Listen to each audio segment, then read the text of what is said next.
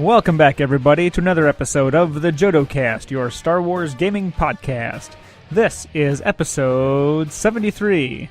My name is Evan Lewis. I'm very happy to welcome back Leo Andri. Hello. He's thrilled. And Joe Latovsky. Hey! He's obviously thrilled. You'd think by 73 episodes you would know what to expect. Oh, I certainly know. You'd think by 73 episodes, I'd have come up with a way to, say hello consistently. Every time I'm like, what do I say that's not, boring but not stupid? I don't think I've figured that one out yet. We've got time. We're young yet. Well, some of us more than others. Joe needs his catchphrase that he can say every time he comes. And then the laugh track plays. Yeah. Hey now. That's my name, don't wear it out. Oh my gosh. I just came up with that one. Ah, good job. I like that. That's some dedication to the craft right there. Well, speaking of dedication, there's a dedicated group of... What? Never mind. All right. No. Dedicated people. Patrons. They're the best. Over at patreon.com/thejodocast. We love them. Each individually, they are amazing people. They're amazing individuals. They're amazing as a group. They're kind of like G.I. Joe. And we appreciate them. We appreciate their contributions. And if you want to find out more about the awesome things that they do for us, you can do so. Once again, that website is patreon.com/thejodocast.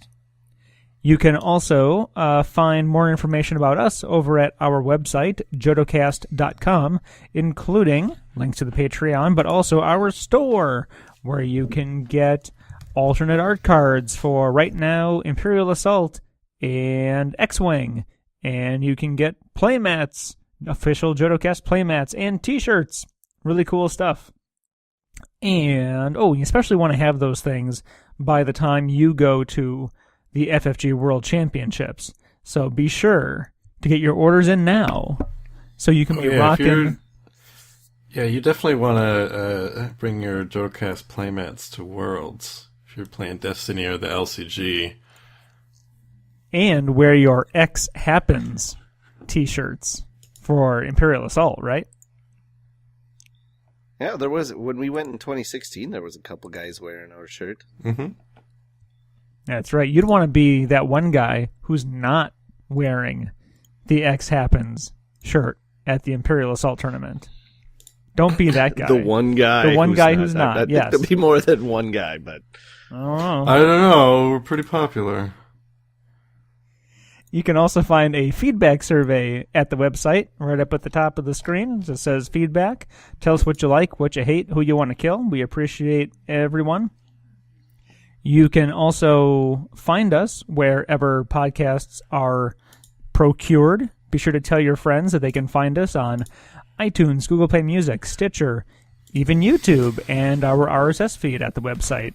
If you want to talk with us, Twitter, Facebook, Instagram. You want to watch us, Twitch, Mixer, which is the Xbox native one, and YouTube. And you can talk with us and others on our subreddit, reddit.com/r/thejodocast. And most of all, most importantly, most popularly, is our Discord, which you can find a link to also at the website. Again, that's jodocast.com. And I think that's going to do it for housekeeping. And now, let's talk about what we've been playing. And let's go to Joe. I've played a bunch of non-Star Wars tabletop games, but for Star Wars it's just Battlefront 2, which finally got an update, which... Sounds like the darkest timeline there. Did kind of whatever. Still waiting on Season 2, DICE. I know all those Battlefront developers listen to our show. But didn't we just get a crazy new mode to try out? Yeah, I played it once, and then I was just kind of like, maybe I need to try it again. You should play it with me. The cargo jetpack is pretty bonkers. I'll have to play it one more time, but that's really all. I've been just playing a lot of Battlefront. What are the non-Star Wars ones you've been playing? I went to a Doomtown tournament. I played Quantum, Libertalia, Welcome to the Dungeon. I think that's about it. Cool. Leo? I've been playing some Destiny. Actually, right before the recording here, I played a few practice matches at my game store because we got here this weekend is the local regionals, so practicing up a little bit. Not that it really matters, because I haven't, like I said, still haven't bought any Legacy. Well, I mean, I bought a few packs of Legacy, but nothing to, like, I've got my very first Legendary today, and it was just Greedo, so not super exciting. But so I'm playing a Kanan Qui-Gon deck that is entirely from the first 3 sets. Well, except for I've got a couple cards out of the Rivals pack I'm throwing in there, and a couple cards out of Luke's starter deck I'm probably going to throw in there. I would imagine the lightsaber that comes in each of those. Actually, there's the it's in the Rivals pack. It's this blue event. I forget. It's got a picture of Darth Maul on it, but it lets you re-roll one of your opponent's dice and call a symbol. And if the die comes up with that symbol, you get to remove it.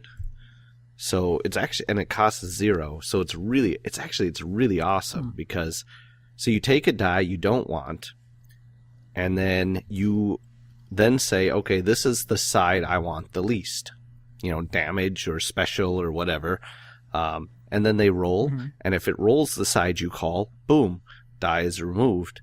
And if it doesn't come up on that, well, that's still good because, it's not on the side that it's no longer on the side you don't want. So I like it.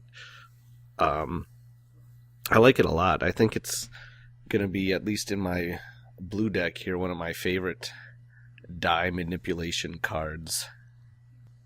Cool. And you also reminded me that you were absent last week because you had another gig that night. You should tell us about that.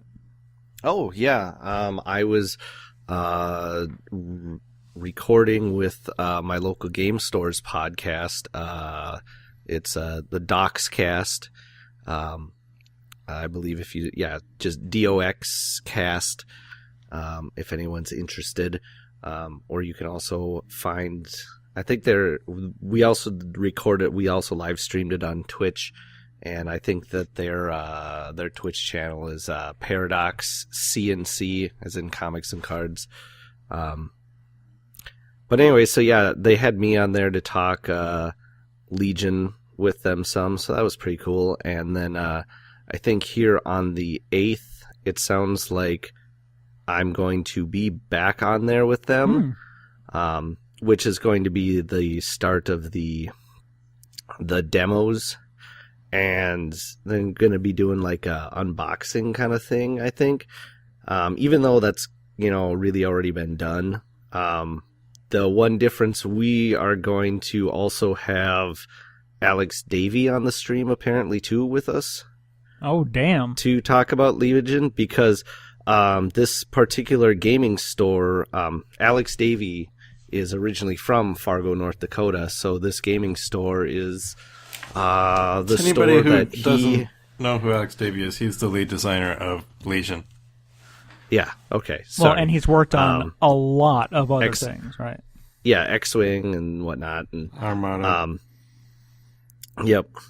So anyways, yeah, this is like the game store he went to all the time, and game and comic store that he went to all the time as a kid. So the store owner managed to convince him to come and hang out on their stream when they're going to be doing this, and I'm should be on there too, so that should be pretty cool to get to unbox everything and get to talk to Alex and Now, don't just grab stuff and try to run away with it. That would not look good on us. That would not be a good representation of the JodoCast. Well, by that point, it'll only be, another 2 weeks until my copies will be arriving. So that's true. I can wait a little longer, I guess. And I only trolled you a little bit on the Twitch stream. They did enjoy that, though. they were laughing about the because I guess normally they don't get a lot of people talking in the chat. Yeah. So they appreciated that. So good job, Evan. Yay! I've accomplished something with my life. All right. Well, for me, what have I been doing? I've been playing a lot of D&D, but along with that, Star Wars D&D? Yes, Star Wars D&D, set so long ago and so far away that they don't even have lightsabers yet. They just have swords and dragons, I know, and that reside in dungeons. But it has made me really want to try to put together an Edge of the Empire, even if it's just a one-shot.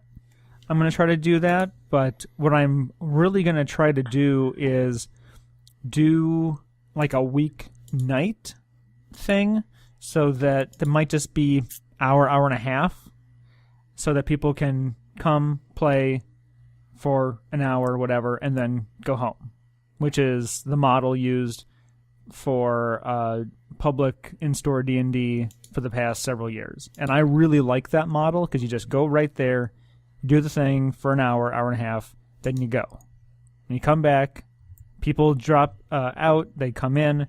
So that's what I want to try to do with especially Edge of the Empire, because Solo is coming up. So in that vein, I want to run some smugglery stuff. And I haven't spent as much time honing my GMing in that game, so that's what I really want to get better at that. I'm trying to get a better handle on like encounter building. It's still really amorphous to me, so I'm trying to get that figured out a bit better.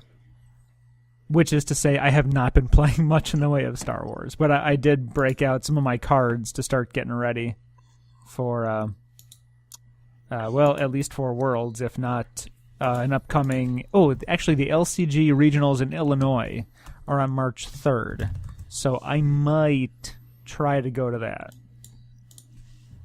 And I'll probably bring my IG-88 plus Dr. Aphra plus more IG-88 and BT-000, so Killer Droids plus Aphra for my Dark Side deck. Sounds like a winner to me. It's got great synergy, and it uses the Sith predominant faction card that includes Scum, so shouldn't be too bad. A little off topic, but did you see that Aphra's getting an action figure? Yeah, and it looks good. It does. I mean, it's one of the 3 3/4 inch vintage series, but still looks really good. I thought she was getting a black series. I thought so too. No. Well, the vintage series is basically what used to be the 3 3/4 inch black series. Oh, I did not know that. Are you sure there wasn't a 6-inch? I'm coming pretty out? sure. I thought it would. Well, maybe I'm wrong. I mean, it's happened at least once. Oh, what? From time to time? I mean, but that's about it. Is once. Well, yeah. But yeah. Anyways, whatever the scale, it looks awesome. Yes, it does. I might Not quite as fantastic as the 6-inch Lando, but All right. I think that's it for what we've been playing. And now it's going to be a lot of me asking a lot of questions, because with Legion on its way and I think me just seeing a lot more painted miniatures out in the wild for like D&D and other things like that, and all the pictures that everyone's putting up on our Discord server, so you can see everyone's cool, awesome minis and everything. I'm really interested in both miniature painting and terrain crafting, but I've mentioned this many times before that I'm really hesitant to jump into it, mostly because it's yet another hobby to learn. Because you've got the actual gaming hobby, you have the collecting hobby, and you have another third hobby to go along with all the other aspects of this. So I know that Leo's been doing painting stuff for a while, so I'm really interested about what got Joe to decide to just, you know what, I'm going to do this. I think a lot of it was I was taking too long to paint his stuff. I think that might have been some of it. I don't remember if I started on stuff before I gave some to you or not. I don't think you had started painting anything yet. I think, because at the time you had nothing painted, and I said, "Hey, I want to try painting your Royal Guards," and so that was the first figures you got painted were those Royal Guards I did. Yeah, and it was definitely Imperial Assault that made me go, I should paint because these aren't painted, and then. Like, I would say probably 99% of people who start painting for the first time with Imperial Assault, I got tutored in the ways by Sarastro's videos on YouTube, and that's kind of what got me to where I am now. But yeah, it was definitely Imperial Assault. I was like, I want to paint these. Although actually I think I painted a couple X-Wing ships first, just because I wanted to. Yeah, that's right. Like I thought. Yeah. I think because didn't you do like one with like some green on a tie or something like that? Oh yeah, I made a really ugly looking TIE fighter, an okay looking TIE bomber, and then some rebel ships. So I've done a fire spray and stuff too, but I just did that after I bought my paint. So I was like, I'll practice on these that aren't as important. So, yeah, the Sarastro videos are something that we've also mentioned several times before because, like you said, it's geared, well, and it's mentioned on the videos, that they're geared towards beginners. They're very easy to follow and understand. He lays everything out. But as far as, like, you taking those steps to get to that point, did you just follow everything that was laid out in the video and get all of the things, or did you get like a kit? Did you get one or two brushes and like 5 colors? The first figures I painted for an Imperial Assault were actually the hired guns. Sarastro's first video is about stormtroopers, and it actually took me a little bit to get to those, even though I watched the videos. I started with the hired guns because they come in a separate pack, and I'm like, well, if I screw these up, it's going to be a lot easier to just buy a replacement in like a $12 pack than to try and replace any figures that come in the core set. So that was my first go, and I like looking at the very first hired guns I painted compared to some of the stuff I painted now, because it's definitely a big difference. I don't even know when this was. 2014? No, 15. The game came out in like December 14. Yeah, you're right. So I probably must have started in like summer 15 or something like that. As far as paints, for the hired guns, I just grabbed some paints that I thought I would like. But for following along on the videos, it depends on, like, for the Stormtroopers, you really only need a couple paints. So it's easy to get all of it. A lot of the stuff he uses in the videos you can get away with not using or substituting something you already have.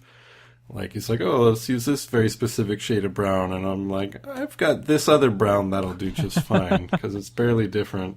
Yeah. And for brushes, Like, I'm like, I really want the brush that he has, but it's like a $20 brush that's you got to have shipped from overseas or something, and it's Yeah. So I was wondering about that. He's got nice brushes.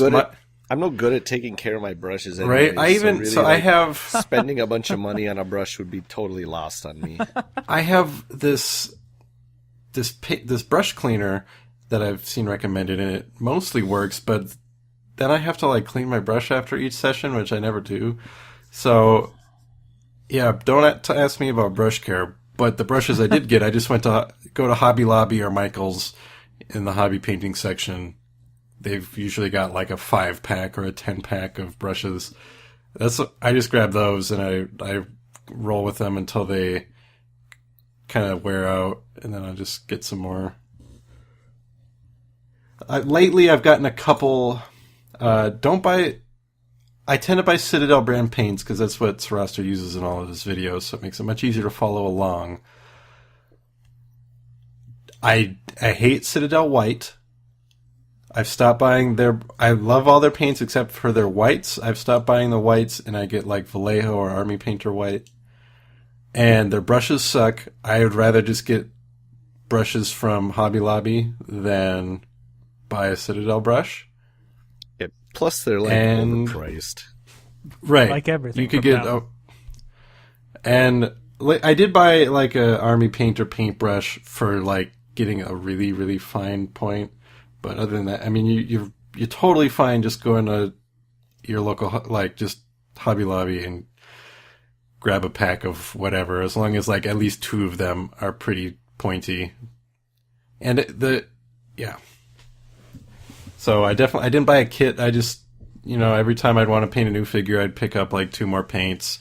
Or if there's somebody I really wanted to make sure I did right, I'd watch Sarastro's video, make a list of all the paints he uses that I don't have, realize that's way too many, paint something else.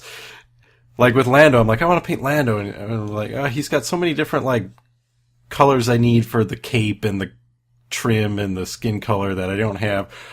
I'll just wait, and then like 10 figures later, when I only need to get like 1 new paint at a time, oh, now I've got most of these that I need for Lando now, and so I can. But like I said, a lot of them you can just substitute or just go with.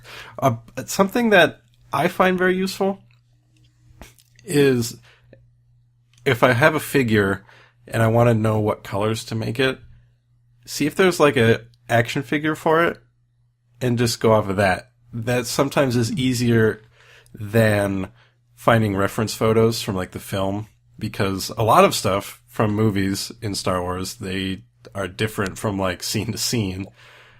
So if you find an action figure, those tend to have much simpler color blocks, because it's not real life. So they pick just a few solid colors to put in, and that I find makes it easier to reference, like to pick your starting colors at least. Going back to brushes, one thing I like though is even after your brushes kind of go to shit, they can still be useful, because like once you kind of wear out a brush so it doesn't have a nice point anymore and stuff like that, and it's kind of started to not be good for that more detail work and stuff like that, you've still got a brush that can be used for those kind of frayed out brushes can be good for dry brushing or putting on washes, or if you start doing terrain, like I've got some old beat up brushes that I use for sometimes when I need to brush on like glue and stuff like that. Yeah, I have you want to use a nice brush for. I've got just a huge assortment of brushes that are like not good enough for me to like use on good stuff, but I keep them around because I use them for washes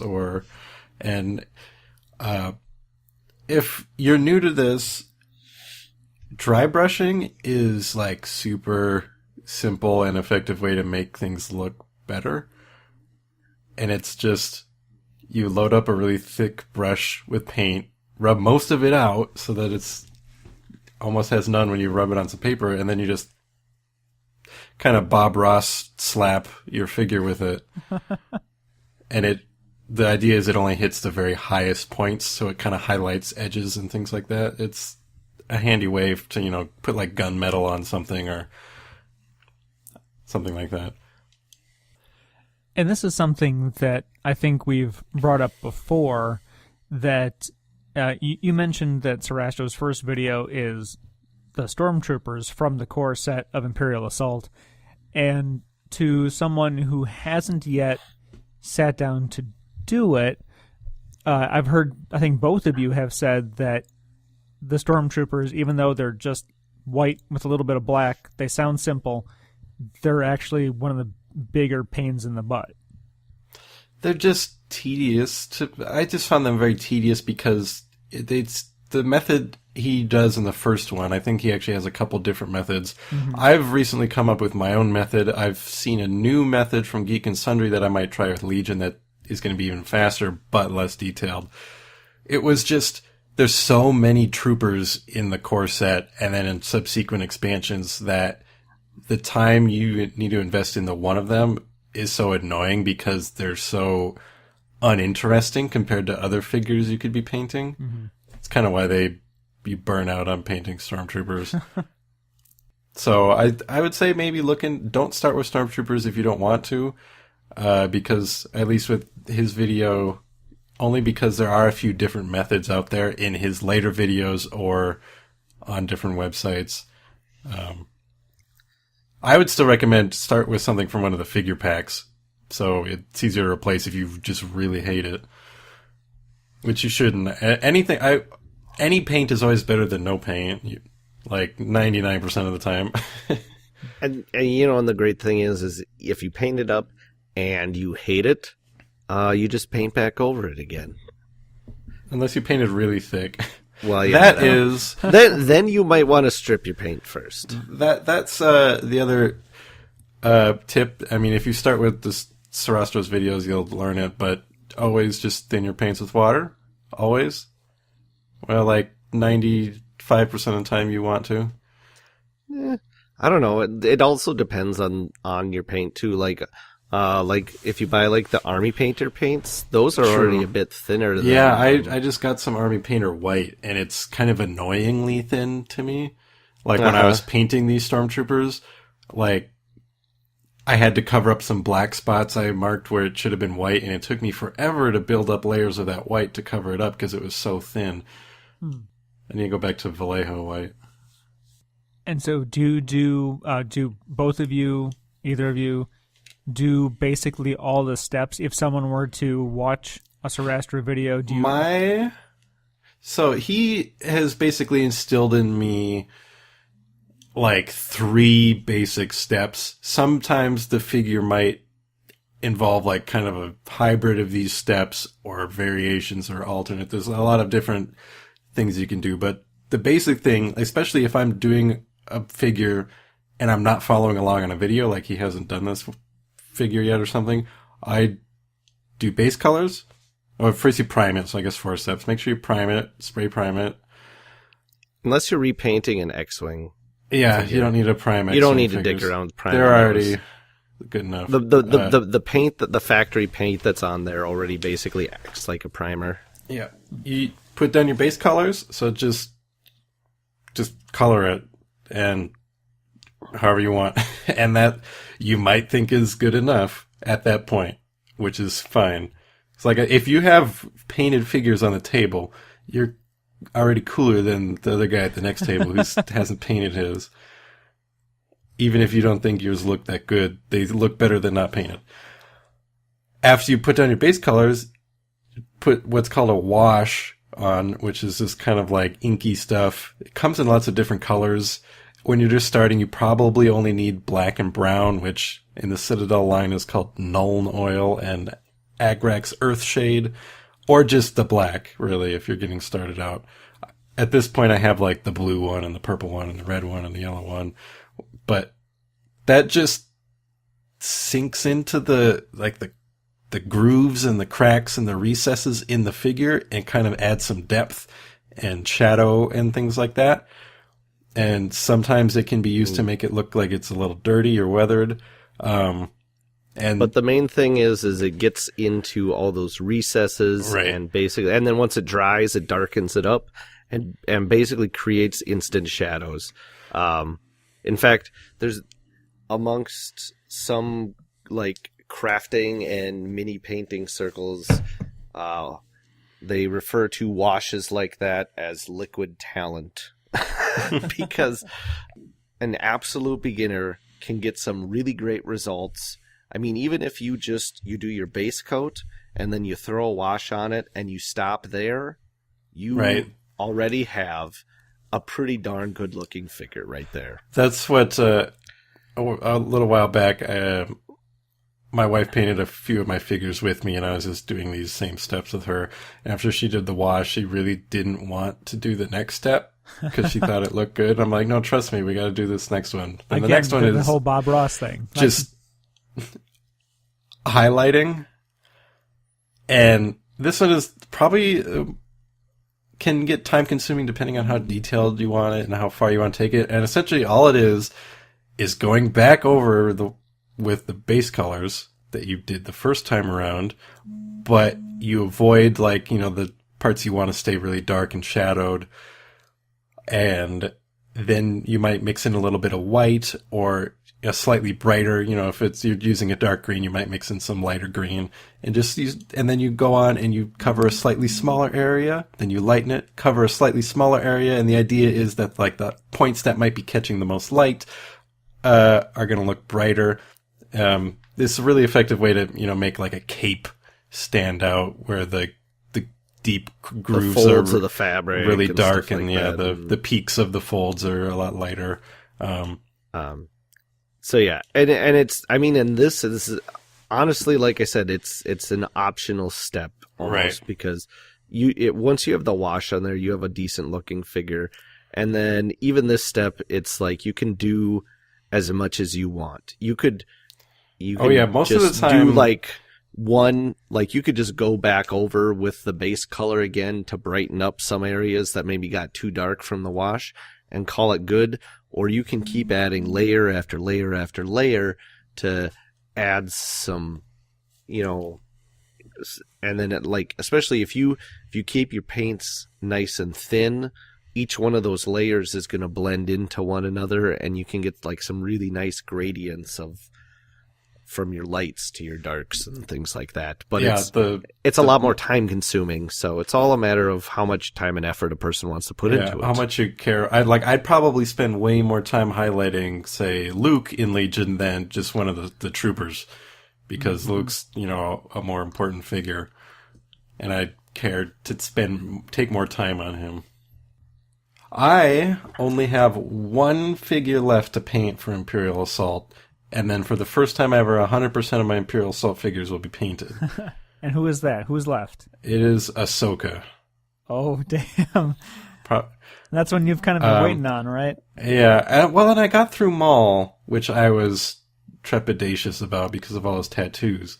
But Sarastra actually has an Ahsoka video, so I'm going to I actually started, but I didn't get very far because I stopped to play Battlefront, which is something I never do. I never stop painting figures. I know Leo obviously does because it took him forever to paint. When I sit down to start a figure, I have to finish it in that day. And, I might take a break to eat dinner or, whatever, but I usually finish it. And one of the reasons is... I'm totally different. I will go and I will put down, I'll maybe do a couple, especially if there's a lot of colors in a thing, I'll do a couple colors here and there, and then I'll set the mini down, and then I'll come back the next day, or sometimes it'll be it'll just be the next time I have some free time, which is why I'll be okay, I'll be back an hour or two later, or week or two later. That's what I meant to say. One of the bigger reasons I don't like just leaving it is if I've had to mix colors for a base color. Because after I wash it, I go back and reapply the base color. If I've left it there, now I'm going to have to try and remix it again and try and get the same color I had before. So if I can paint it, even if I'm not mixing colors, sometimes my paints will still be wet by the time I get around to highlighting after the wash. It's nice that I'm not like wasting as much paint. Yeah, I usually just paint right out of the pot, so I don't really waste paint. How do you see? I don't. Then? I don't. Didn't we just say that's what you have to do to be a pro? Yeah, that's what we said. Or to not suck. And that, yeah, I distinctly recall. I still remember after I painted my very first X-wing ships. One of them was like a Z95, and I remember your advice to me was that you should not paint out of the pot. You should thin it. I remember that you said that to me. It depends on what I'm painting and where. So, like, let's say, like those Royal Guards, okay? There's not a lot of detail in those. You know, it's all the folds in their cloaks and everything like that are all pretty big. So I just paint right out of the pot because I don't got to worry about. I mean, I do paint out of the pot. Too thick of paint in there sometimes, stuff like that. Like, say if I am painting over, like when I paint X-wings, X-wing minis, especially say like TIE fighters, because for whatever reason, I hate painting TIE fighters, but I can't stop buying new ones and doing custom paint jobs on them, and I hate myself for it. But yeah, I usually thin out my paints when I paint those because there's a lot of little details and stuff in those, where if your paints are too thick, sometimes you can lose the detail. Or I will still, and even then, sometimes I'll still paint right out of the pot, but I'll just get my brush really wet and then just dip it like that, and then sort of like thin it on the brush. One thing a lot of people think is you need really steady hands to paint miniatures. I don't think that's true. It seems fine, especially if you rest like your wrists or your elbows on the desk. Unless you got a hand like the Frisco Kid or whatever his name is in Blazing Saddles. Right. And like things like maybe Darth Maul's tattoos, like, you know, things like that. One thing I personally don't do, unless it's on like Greedo where they're sculpted, I don't do eyes. I gave up on that like a long time ago. Sarastro in his video is like, oh, and I'll put this like 1 molecule wide pupil over here and put this over here. I'm like, no, every time I try eyes, it ends up making look like they have googly eyes. Yeah, it's terrible. Unless it's an alien where it's like sculpted, I don't bother with eyes. Like where it would look weird if I didn't paint them, like on a Mon Calamari or Greedo or something. So what those are easy to do? paint. You just let wash get in, yeah, like, you just like in the eye socket area, right? And then they'll just it makes a shadow in there, and then that usually looks perfectly fine. Yep. And then when you're highlighting, you just make sure not to touch where the eyes were. Yeah, I am worried about it with Legion though, because they're a bigger scale than Imperial Assault. So it's like, are they going to look like creepy, like mannequin people if we don't put eyes on them? It's still, you're going to be, you know, not right up next to them. I've seen some like paint jobs already for Legion that I know I'll be able to do better than, and that didn't have the eyes painted. And on that paint job, I thought it looked fine without the eyes. So I probably still won't bother with the eyes unless they're actually articulated in the sculpt, which I don't think they are. Like some like the Duros. Right, yeah. Yeah, he'll get some eyes. And do you guys do like after you've done all the paint, the base and the shading and the washes, do you do the like lacquer, sealant, and gloss? Oh, I do. I've heard some people who don't.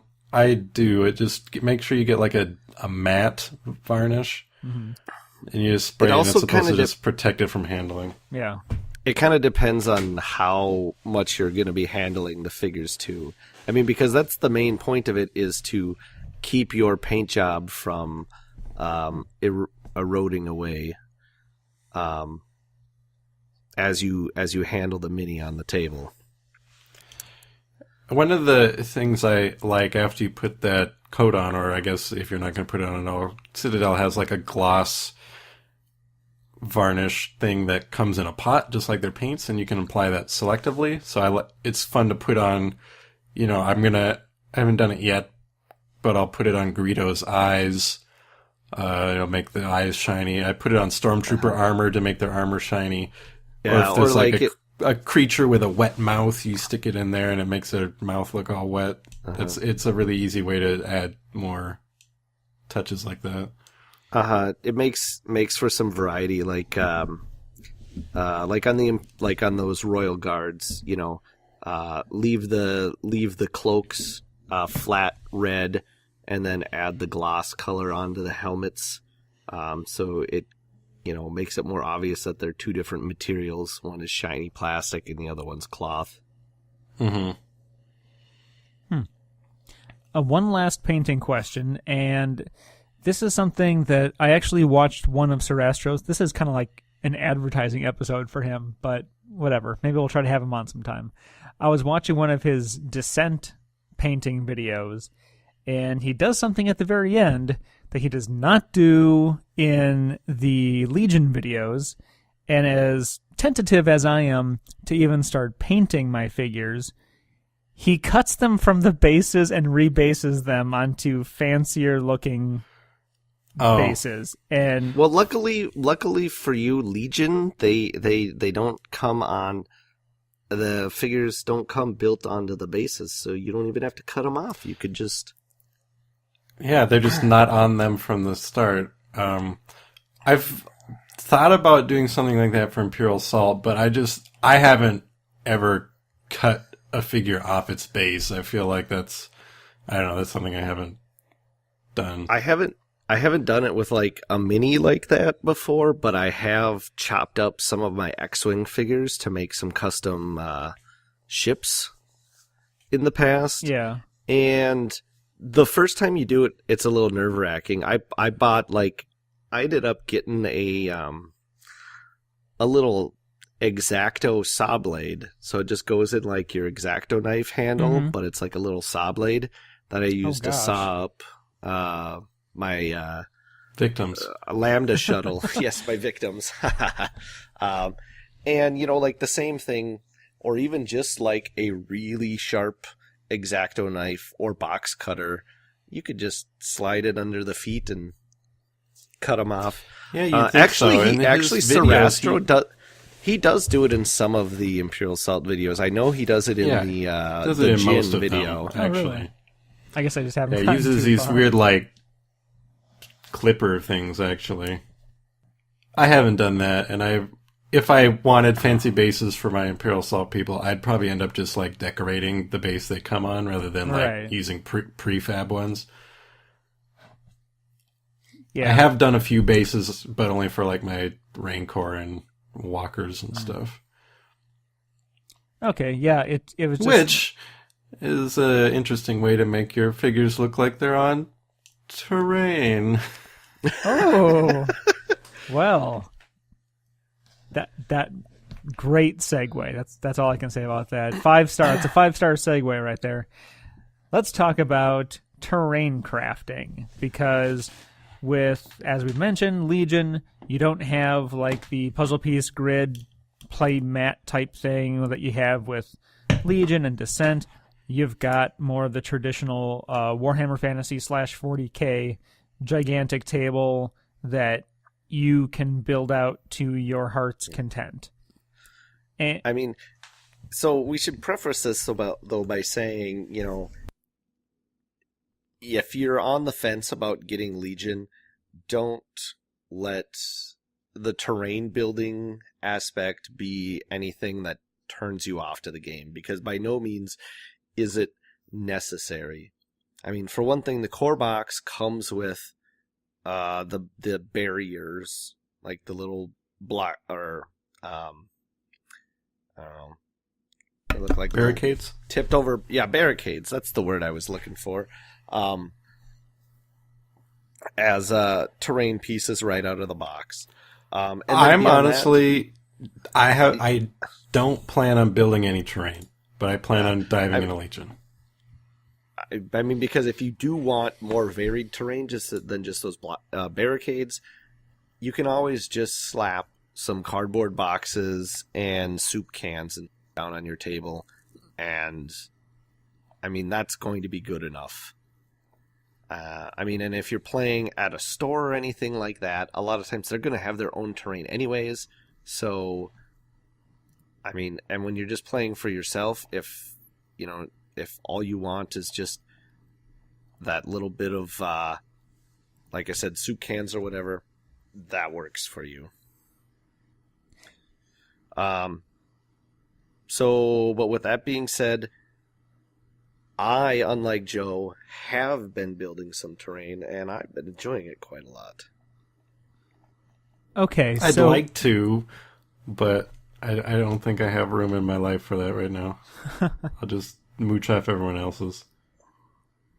yeah, I've certainly been to plenty of game stores for non-wargaming events, and I just see like bin after bin of both pre-made and homemade terrain, and just like, wow, that's cool stuff. But with the homemade stuff, like I've been doing tabletop for a while, and I don't even know where I'd start. Painting makes sense. I just go to my friendly local game store and I see, oh look, there's the Warhammer section. I will buy some paint. What the hell do I even do to start with the terrain stuff? Well, it depends on what you want to do, okay? I mean, really, one thing you can start with is just a bunch of junk you've got laying around, okay?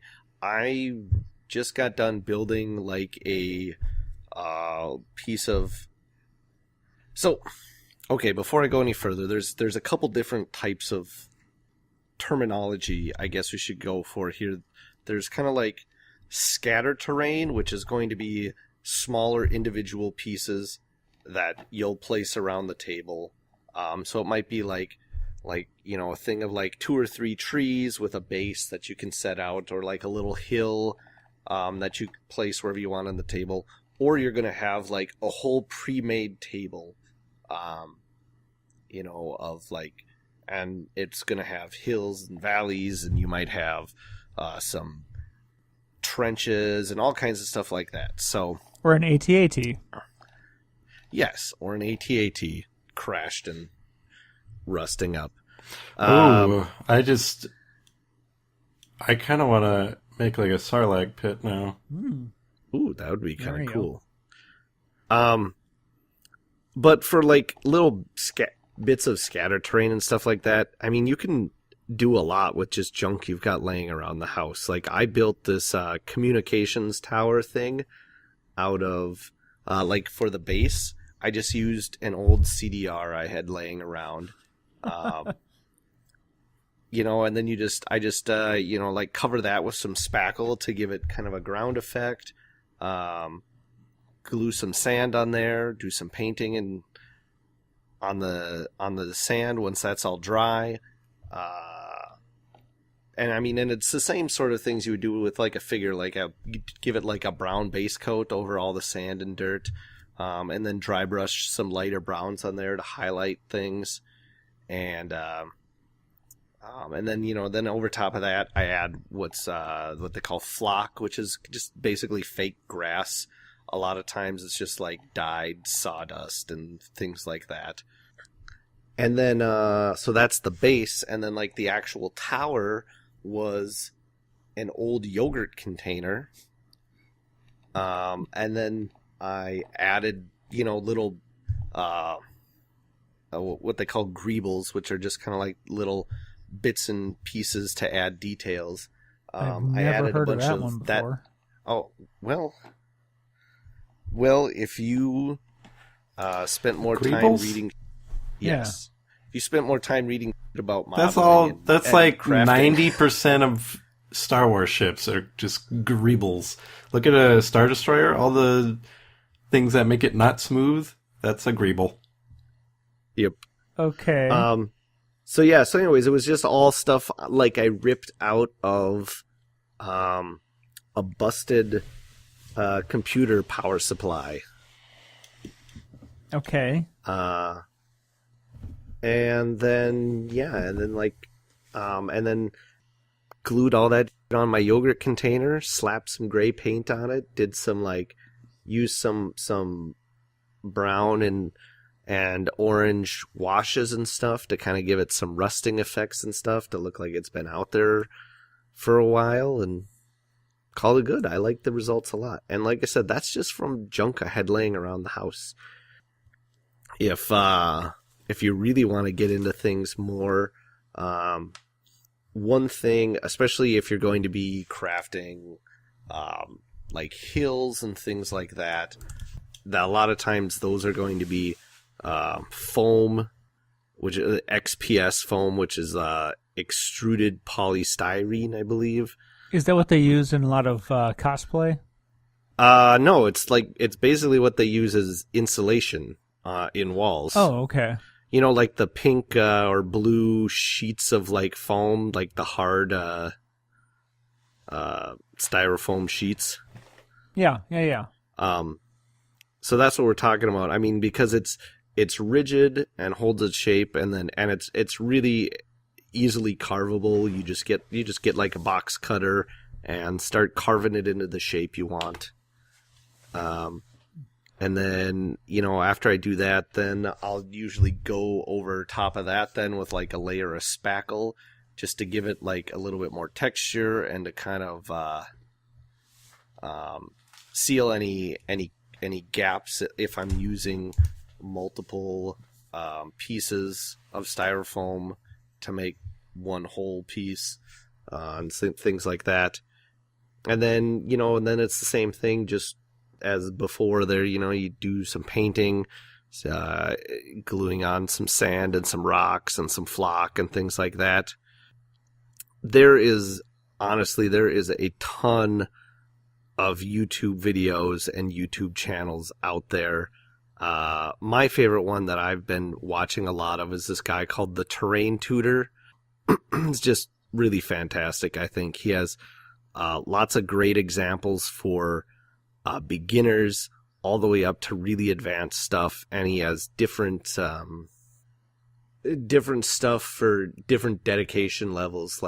He'll do some videos where he's using more expensive type materials and stuff like that. Other ones where he does he kind of shows you cheap and easy tricks, like the whole thing with using the old CD as a base for some terrain is I got the idea from one of his videos, and it worked great. I mean, really, and you can just find a lot of this stuff if you have any model railroad hobby type store in town. They'll have all this stuff, or even if you just go to your local Hobby Lobby or Michael's or something like that, they'll usually have a little display model railroad type area where they'll have flock and grit for using as your dirt and sand, and a lot of times they'll have armatures that you can use to make trees out of and all kinds of stuff like that. So I mean, a lot of it is just kind of looking around, seeing what you can find in those sections. I have got a guy that I followed on YouTube for a good number of years, and it was all D&D themed, but it was a lot of terrain building there also. Something that he did that I thought was really interesting, and I wanted to see if you two had thought about it at all. That was getting basically a big bag of what amounts to dental plaster, just like dry dental plaster, and then using molds to create walls and buildings and flooring. And I guess it'd mostly be used for skirmish level stuff, although I suppose you could use it to build out whole big buildings also, right? I don't know if you'd tried anything like that before. I haven't personally, but I mean, yeah, you definitely can. I mean, and you can even buy molds, or I've seen people there sell you can get different plans for 3D printed molds for doing stuff like that.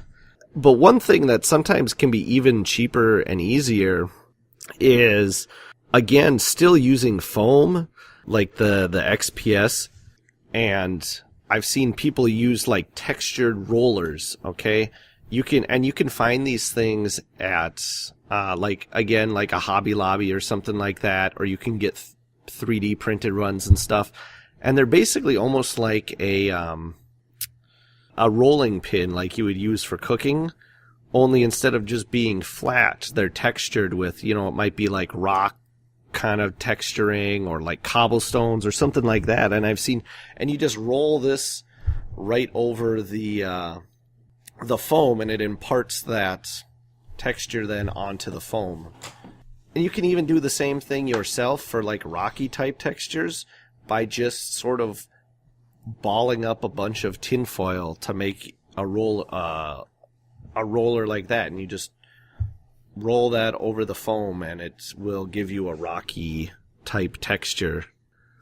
Interesting. And I've actually, that's, there you talk about D&D, you bring up a good point. I've actually been watching, or I joined some D&D crafting groups like Dungeon Master guys who will put together like these basically like miniature terrain and stuff for their gaming boards when they're playing Dungeons and Dragons. And although, a lot of these groups tend to be focused on making fantasy type stuff, so it's all like castles and, wooden wagons and stuff like that. A lot of the tips and techniques that these guys talk about in those groups are still valid and useful when making terrain for Legion. And so on your first point of making either the scatter terrain or the one big table, are you primarily doing the scatter so that you're not just stuck on one giant same old board the whole time? Yeah, I'll be doing a bunch of scatter stuff, so like I can change my board up. And plus, there's also the fact that the table I will be playing on is going to be used for more than just Legion. So it needs to be... Okay. I need to be able to clean the table off easily. One thing I've seen that looks really good with this various like small pieces of terrain is just a big, nice printed mat that has terrain. So you're not just like have your tabletop with some trees on it. You have the nice play mat underneath the trees, so it still looks like a really cohesive environment. Yeah. I've seen people actually make their own mats also. I've seen that too. Some of them look a little sketchy though. Like I wouldn't want to roll it up. Yeah, I'm always skeptical of it, but I've heard positive reviews. Like, and what they've done is basically, at least the ones that I've looked into, the best method I've seen was this guy basically had a big sheet of canvas, like you would have for if you were making your own painting canvases or whatever. And then he covers it, well, generally not the whole thing at once, because a 6 foot by 3 foot area is pretty big. So he'd do it small chunks at a time. He would put a bunch of caulking down, like spread a thin layer of that, and then he would add some sand and rocks and stuff for texture, and then, do the next area, more sand and rocks and stuff. And then you basically roll over all that sand and rocks to make sure it really gets pressed down into the caulking. And then the caulking also gets pressed down into the weaving of the canvas. And then that all together really binds the whole thing together so that as you're rolling it up over and over again, you're not shedding sand and dirt and grit all over the place. Otherwise, I mean, you can, like Joe also said, you can buy various different printed play mats that are basically just like, like you would get for, like when you're playing any card game and stuff, you get your little play mats for your little area. Only you order them and just 3. Yeah, exactly. Only it's 6 foot by 3 foot, so it's a little bit more expensive. I honestly can't remember the name of the company right now, but I just saw it on the forums. Somebody was reviewing it. Sarastro chimed in and said it's the one he uses. It's from some company in like Lithuania, but apparently they're top notch. But I don't think I'll be making any terrain or getting a mat because my table at home is smaller than 6x3. So if I am, for whatever reason, playing at home, it's going to be very casual.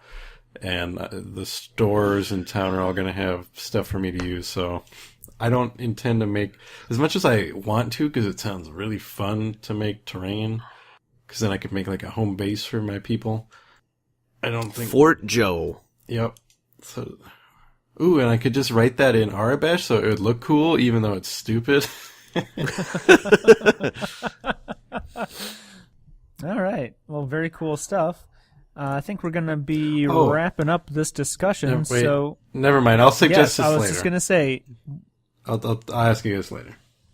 I don't need to commit to anything on there. Oh, okay. Well, I was going to say we don't have to worry about any housekeeping. So if Joe, if you've got any last bit of sage advice for painters, and then Leo, if you've got any last final encouragement for terrain builders. You'll never know unless you do it. But yeah, I mean, that's true. You're not wrong. I had never done anything like it. Now I feel like my stuff's not too shabby.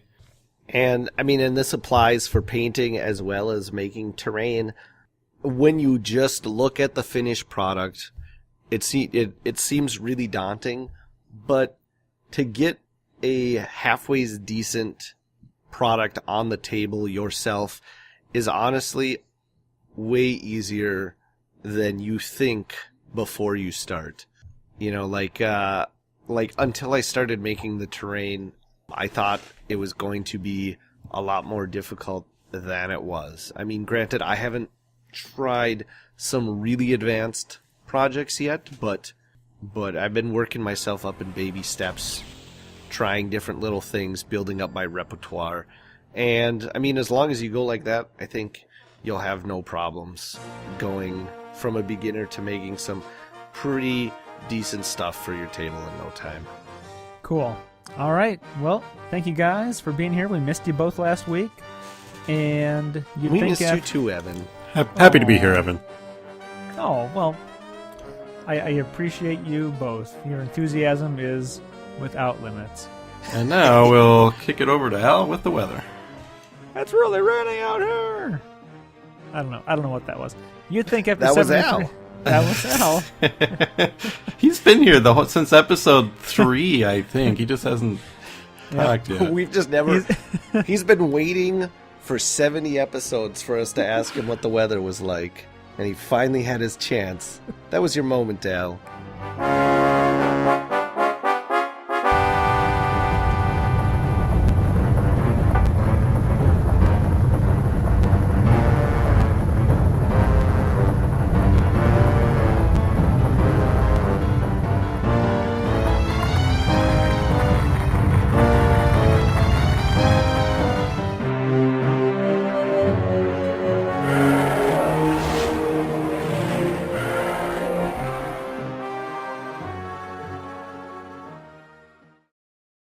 Over to sports.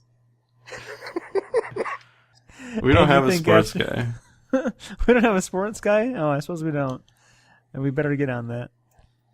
Think after 73 episodes I'd have something resembling an outro, but I don't. So goodbye. We'll see you all next time. Ba, ba, ba, ba.